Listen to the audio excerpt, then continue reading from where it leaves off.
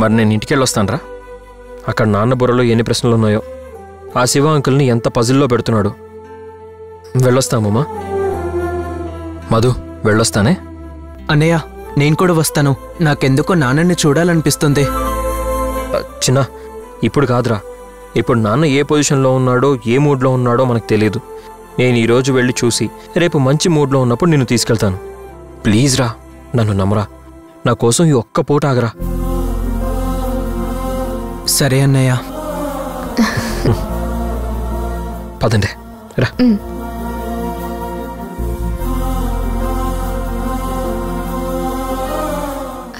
చిట్టి, వెళ్ళొస్తానండి. ఏం తొందర? ఉండు, అర్జెంట్ పని ఏమైనా ఉందా? అబ్బే, అంత అర్జెంట్ అంటూ ఏం లేదండి. కానీ చాలాసేపు అయింది కదా వెళ్దామని. పర్వాలేదులే, కాసేపు కూర్చో. మధు, తనతో పాటు నువ్వెందుకొచ్చావు?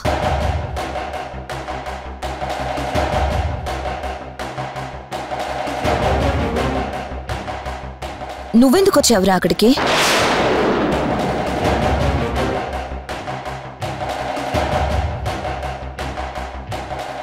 డాక్టర్ గారు పిలిచారు.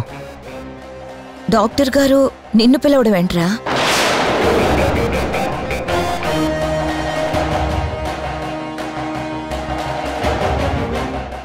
నేను ఆయన ఫేవరెట్ పేషెంట్ని. ఆయన నా అభిమాన డాక్టర్.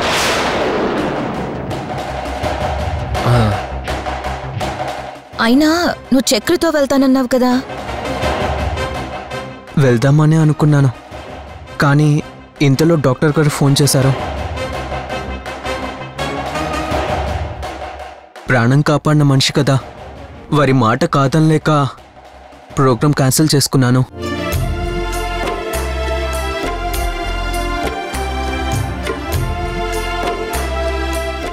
డాక్టర్ గారు చాలా మంచివారు కదమ్మా.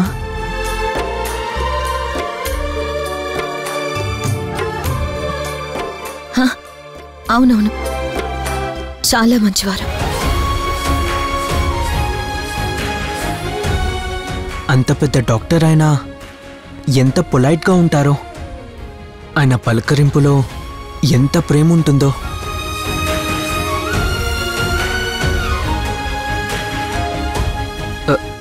అవును, నువ్వు డాక్టర్ గారితోనే కదా కలిసి పనిచేసేది. నీతో క్లోజ్గా మూవ్ అవుతారా అమ్మా? మంచిగా బిహేవ్ చేస్తారా?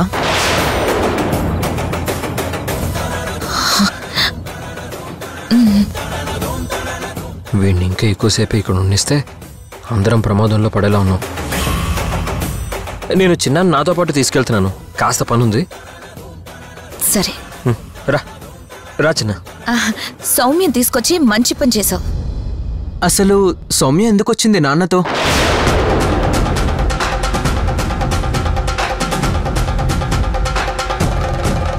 ఏమన్నావురా ఇప్పుడు? మళ్ళీ చెప్పు.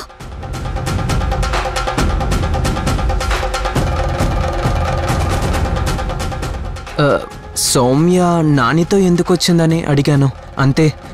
తప్పేముంది? నానియా? నాని ఎవరు?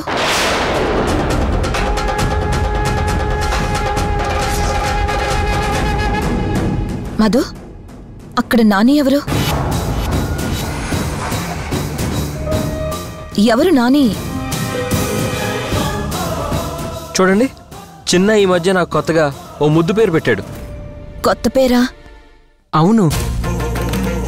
మీరందరూ చిట్టి అంటే నేను చిట్టి అని ఎందుకు అనాలి?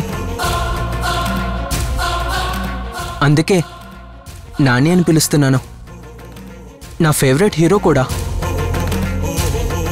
అందుకని నన్ను నాని అని ఈ మధ్య పిలవడం మొదలుపెట్టాడనమాట.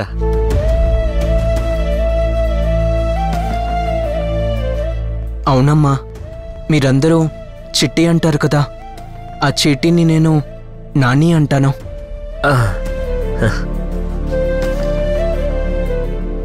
నా పిల్లలతో నువ్వు అన్నలా భలే కలిసిపోయావు చిట్టి.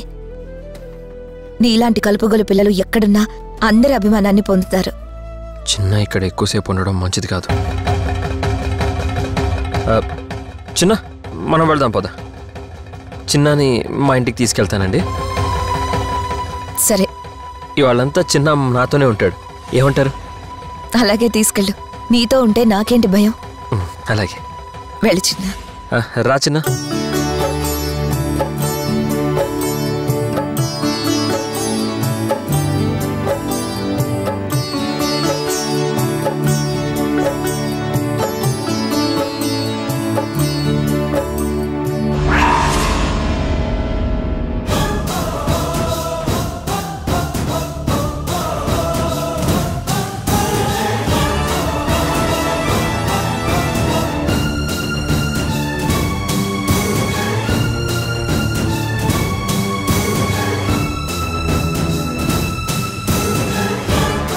అమ్మమ్మా, నీకు మతిమరుపు ఎక్కువైపోయింది.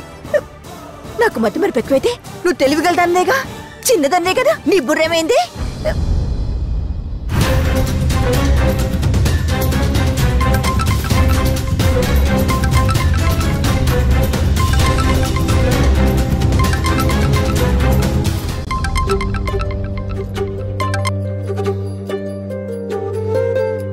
చెప్పు గుణ. థ్యాంక్స్ జనని. అడగగానే పూజలో కూర్చోవడానికి ఒప్పుకున్నావు. You are always welcome. Institution betterment కోసం భాగస్వామిగా పార్టిసిపేట్ అయ్యాను. దానికి నువ్వు థ్యాంక్స్ చెప్పాల్సిన పని లేదు. అఫ్ కోర్స్, ప్రొఫెషనల్గా యాజ్ ఎ పార్ట్నర్గా నువ్వు నేను కలిసి పూజ చేసినా నా మనసులో ఉన్న మాట నిజాయితీగా నీకు చెప్పాలనుకుంటున్నాను. ఏంటది? నువ్వేమీ కోపగించుకోవుగా? కోపగించుకునే మాటలు నువ్వు మాట్లాడవని నాకు నమ్మకం ఉంది. నీతో కలిసి పూజ చేస్తుంటే నేను ఒక్కసారిగా పాత జ్ఞాపకాల్లోకి వెళ్ళొచ్చాను. గతం చాలా గుర్తొచ్చింది. నీ మనసులో ఏమున్నా అలాంటి ఆలోచనలు కదిలాయా?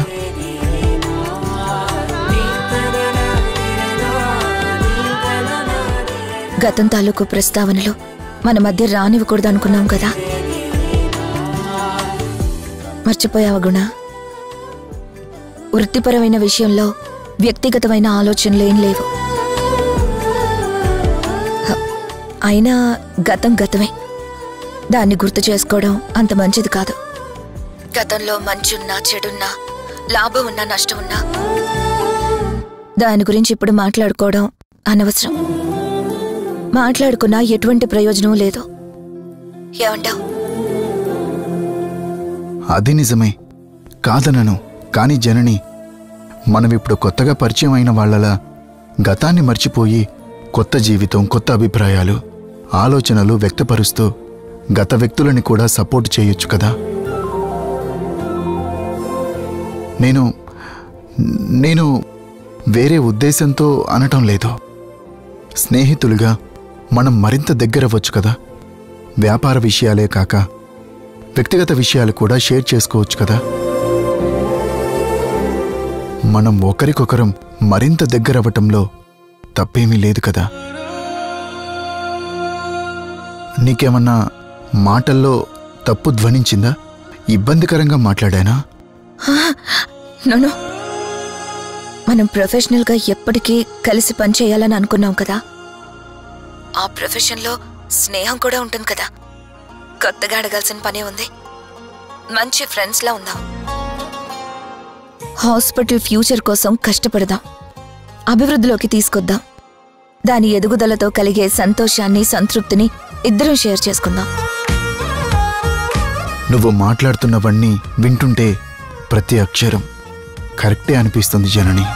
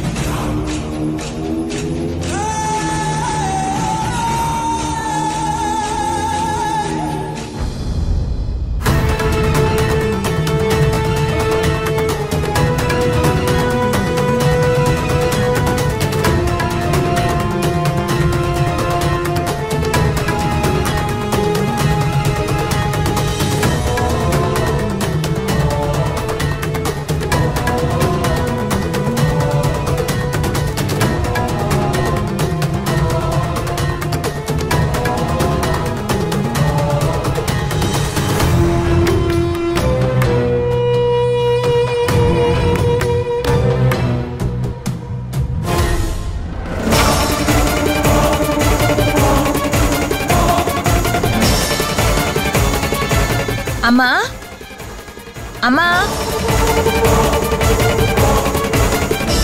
ఇదేంటి పూలు ఆకులు వక్కలు మూట కట్టి ఇక్కడ పెట్టారు? సర్ది పెట్టుకోవచ్చు కదా. అయ్యో, ఏదో పెద్దదాన్ని కదా, మతిమరుపు ఎక్కువైంది, మర్చిపోయాను. అమ్మా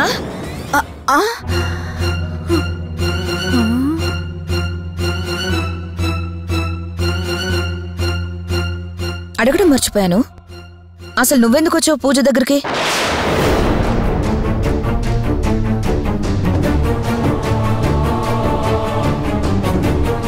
అడుగుతుంది నిన్నే, నువ్వెందుకు వచ్చావు అక్కడికి? ఎందుకు వచ్చాను? నేనే తీసుకొచ్చానమ్మా. పాపం అమ్మమ్మ ఇప్పుడే అందిగా మతిమరుపు ఎక్కువైందని, అందుకే ఎవరు పిలిచారో కూడా మర్చిపోయింది. ఏంటో పాపం, నేను పిలిచానని అమ్మమ్మ అక్కడికి వచ్చింది, కానీ వచ్చిన దగ్గర నుంచి ఎందుకో ఏమో అర్థమే కాలేదమ్మా. తను అదోలా అయిపోయింది. పరధ్యానంగా ఉంటుంది. ఇటు పిలిస్తే అటు చూస్తుంది, అటు పిలిస్తే ఇటు చూస్తుంది. ఒకటి అడిగితే ఒకటి చెప్తుంది. ఇప్పుడు చూడు, నువ్వు ఎందుకు వచ్చావు అని అడిగితే నేను పిలిచానన్న మాట చెప్పడం మర్చిపోయింది. ఏంటో తనలో తనే ఆలోచిస్తుంది, అంతలోనే నవ్వుతుంది, అంతలోనే బిక్కుముఖం వేస్తుంది. ఏదో సంథింగ్ డిఫరెంట్ అమ్మమ్మలో చూస్తున్నానమ్మా. ఎందుకంటావు? ఆవిడెందుకు అలా ఉందో నాకేం తెలుస్తుంది? ఆవిడ్నే అడుగు.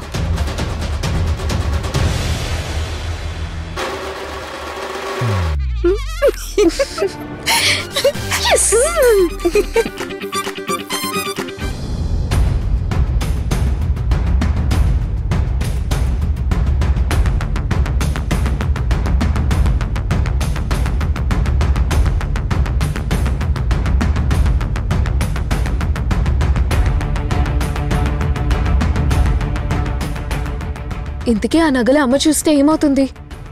పిచ్చిదత్తమ్మా, ఆ నగలు మన చేతికి ఎలా వచ్చాయని ఆరా తీయడం మొదలు పెడుతుంది.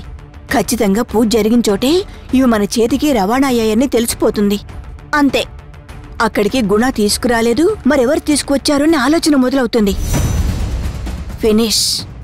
అది గట్టిగా మనసు పెట్టి ఆలోచిస్తే మొత్తం మూలాలన్నీ కదిలిపోతాయే. అక్కడి నుంచి మీ అమ్మని కంట్రోల్ చేయడం మన వల్ల కాదు. నా కూతురు సంగతి నాకు బాగా తెలుసుగా. గుణే గతం గుర్తు చేయడానికి తెచ్చుంటాడని గుణ మీద రివర్స్ అయినా అవ్వచ్చు. దానికి ఆత్మాభిమానం ఎక్కువ. నన్ను జ్ఞాపకాల్లోకి తీసుకెళ్లి దగ్గర చేసుకోవాలని చూస్తున్నావా అంటూ రెంకెలేస్తే ఈ నగల సంగతి మొత్తం బయటపడిపోతుంది. అంతే, ఇంకేముంది? మళ్ళీ యుద్ధం ప్రారంభమవుతుంది. ఏ క్షణాన దానికి మళ్ళీ ఏ అనుమానమైనా రావచ్చు. అందుకే ఎందుకైనా మంచిది ఈ నగలు నీ బీరువాలో దాయి. పద పద.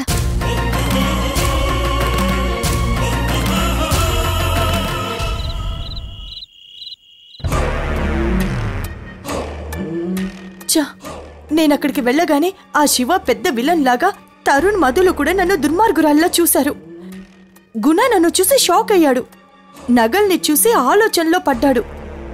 ఎలా చెప్పాడో ఏమో కాని మౌన వ్రతంలో ఉండాల్సిన శివ నా నోరు మూసి పక్కకి లాక్కెళ్ళాడు. శివ నా బ్రెయిన్ వాష్ చేయడం మొదలుపెట్టాడు. నేను తొందరపడి బయటపడడం కంటే నీ ద్వారా ఆ విషయం బయటపడితే బలంగా ఉంటుందని నోరు మూసుకొని ఉండాల్సొచ్చింది. కానీ చివర్లో ఆ ముసల్దొచ్చి ఈ నగలు నా కూతురివి, నువ్వెవరు వేసుకోవడానికి అని ఆవిడ శివ ఇద్దరూ కలిసి మొత్తం నగలు నా ఒంటి మీద నుంచి తీయించేశారు. అవి మా నాన్న చేయించిన నగలు. వాటి మీద అధికారం హక్కు నాకుంటుంది, కానీ ఆ ముసలి దానికేముంటుంది?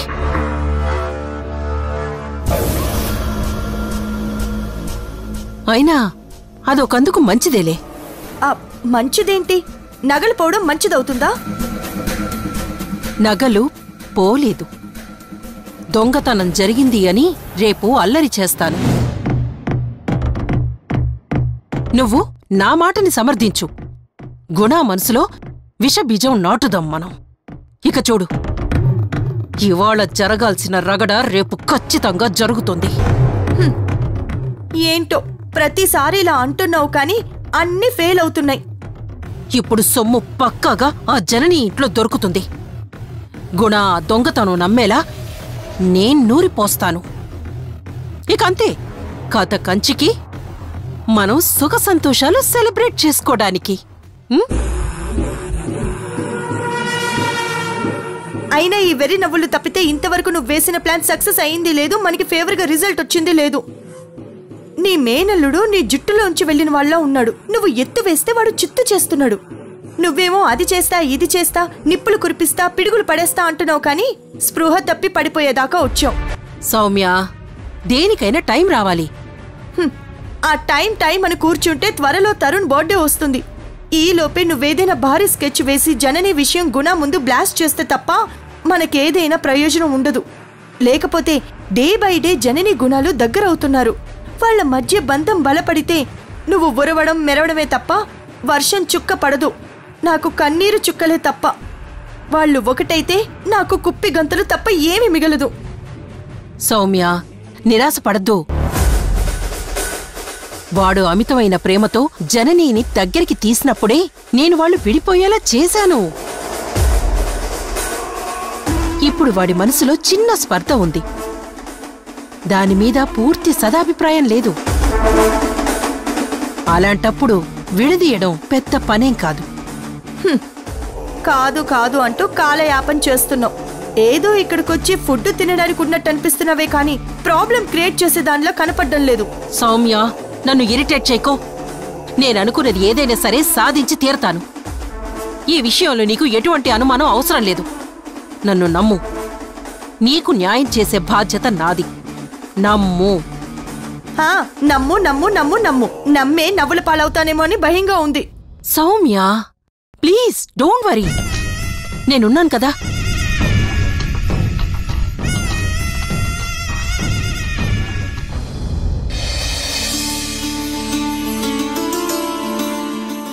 రా.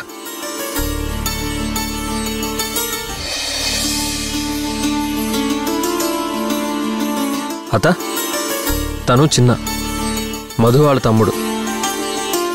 తను మా మేనత్త శక్తి. మట్టి కొట్టుకొని చేస్తారు. జాగ్రత్త. ఎవరండి మీరు? నేనెవరో, ఎందుకొచ్చానో, వార్నింగులు ఎందుకు ఇవ్వాల్సొచ్చిందో మీ అమ్మమ్మని అడుగు. వివరంగా విశదీకరిస్తుంది. నమస్కారం మేనత్త. ఓ, మేనత్తలు మేలు కోరుతారంటారు, కానీ వీరిని చూస్తుంటే కాస్త నెగిటివ్గా కనిపిస్తున్నారు.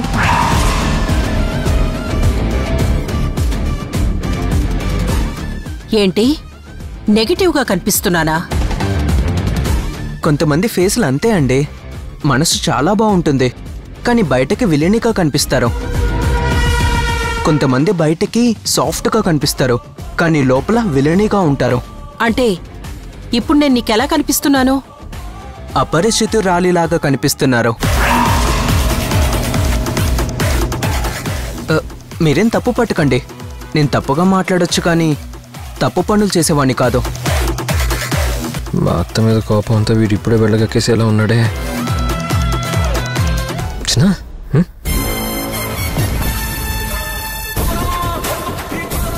శక్తి అంటే పవర్ కదండి, అంటే ఎనర్జీ. ఎనర్జీ పాజిటివ్ ఉంటుంది, నెగిటివ్ ఉంటుంది. మీరు పాజిటివ్ ఎనర్జీయా, నెగిటివ్ ఎనర్జీ వల్ల? బాబు, నీ వయసుకు తగ్గ మాటలు మాట్లాడు. అంతేకాని అవతలి క్యారెక్టర్ని చూడగానే ఊహించి మాట్లాడకు.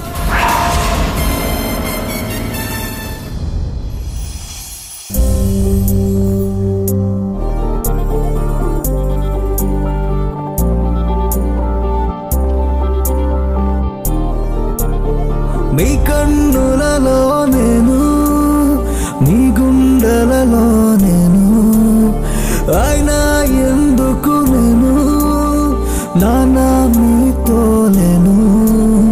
నాను మాటకు అర్థమై ఉన్నది మీరొకరు, నీయుడి నుండి దూరమై ప్రాణమే కన్నీరు.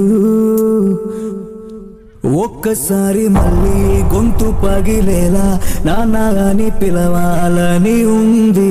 జ్ఞాపకాలు అన్నీ గుర్తుకొచ్చి మళ్ళీ ప్రాణమంతా ఏదోలా ఉంది. ఏం బాబు, ఈ వేళ ఎప్పుడొచ్చావు? ఏం లేదండి, మిమ్మల్ని ఒకసారి చూడాలనిపించింది.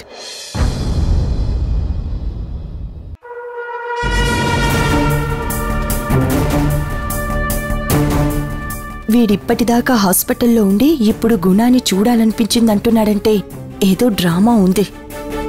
నాకు అదే డౌట్గా ఉంది. ఈ కుర్ర కుంకలకి జనని గుణాల పూర్తి హిస్టరీ తెలిసినట్టుంది. నాటకాలు ఆడుతున్నారు. తెలియకుండా ఎలా ఉంటుంది? తెలుసుకుని ఏదో కొత్త రాయబారం మొదలుపెట్టారు. అసలు ఈ చిన్నగాడిని తరుణ్ ఎందుకు తీసుకొచ్చాడో కనిపెట్టాలి. మీరు లేకపోతే నాకు ఈ జన్మ ఉండేది కాదు. ఎంతైనా మీరు గ్రేట్ సార్. మిమ్మల్ని చూస్తుంటే చాలా ఆనందంగా ఉంటుంది. మన మధ్య ఏదో రిలేషన్ ఉన్న ఫీలింగ్ కలుగుతూ ఉంటుంది. మీ మాట తీరు, మీ వ్యవహారం నాకు బాగా నచ్చుతాయండి.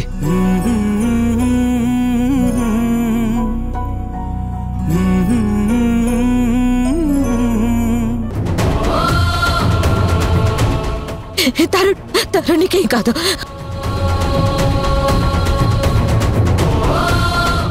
నేను చెప్పేది విను.